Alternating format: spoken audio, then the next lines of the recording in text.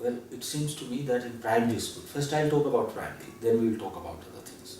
So in primary school, it seems to me that children come to the school from an environment where they are cared, protected, and they receive a lot of affection.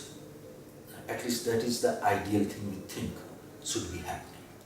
So when they come to the school, if the environment drastically different, where either of that care is absent or that supportive affection is absent, then that might be too difficult for the child to adjust. That is one very important part. Therefore, I'm not saying that teacher should be mother or father or elder brother, but teacher has to be an adult which the child can trust and respect and feel absolutely secure in presence of. When children come to the school, they also have to interact with other children. That relationship doesn't go very smoothly. So there might be various kinds of rifts between the children, various kinds of quarrels with each other.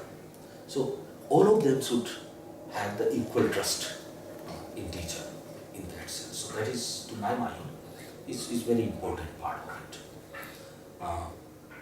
it. The second thing, it seems to me that school also has this responsibility of moral development. In my own thinking, moral development has two directions or two aspects.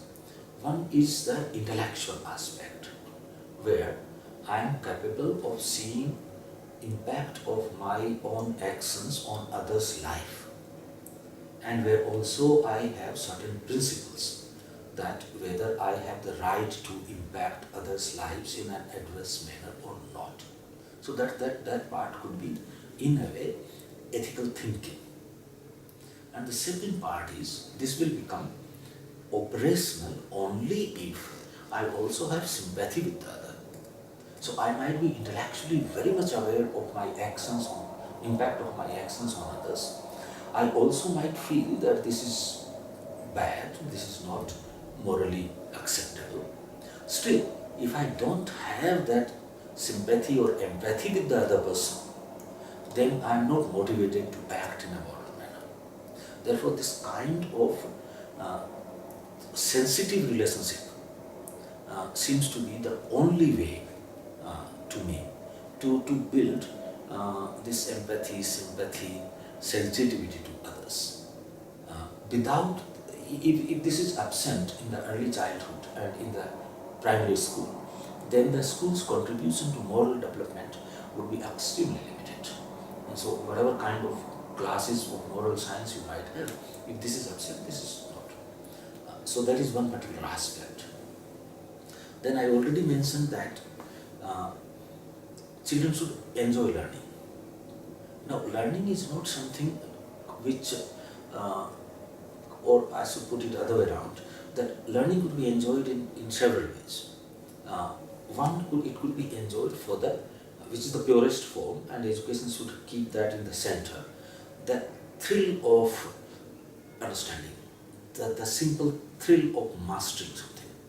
That, okay, on the potter's wheel I could make this pot. In carpentry I could do this thing. In mathematics I could solve this problem. The pure thrill of new achievement. But this pure thrill of new achievement comes at the end of hard work. So how does one get into that hard work? And these kinds of arguments that in later life it would be useful for you, etc., don't work with children. So that comes from the teacher's relationship. If there is an affectionate, caring relationship with the teacher, then children tend to accept his or her proposals.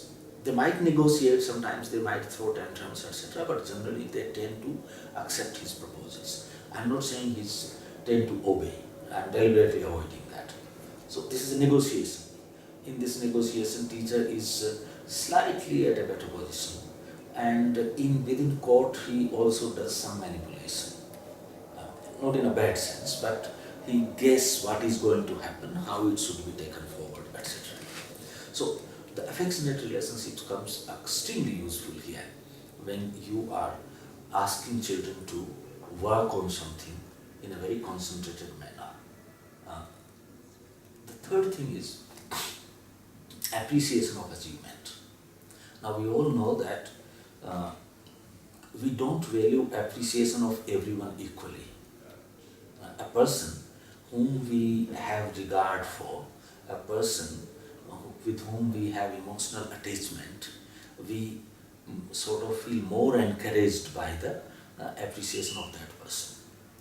So, all these things to work well in the school would require a kind of relationship between the teacher and the child. And that's why this affective side is important. But we should understand that this has to be handled very carefully. And this could be dangerous. Dangerous in the sense, this might encourage emotional dependence, which is anti-educational. That children might get so strongly attached to you. They might start, mentally, emotionally being dependent on you. That in everything they want your attention. In everything they want your immediate appreciation response. All the time they want to cling to you. So therefore,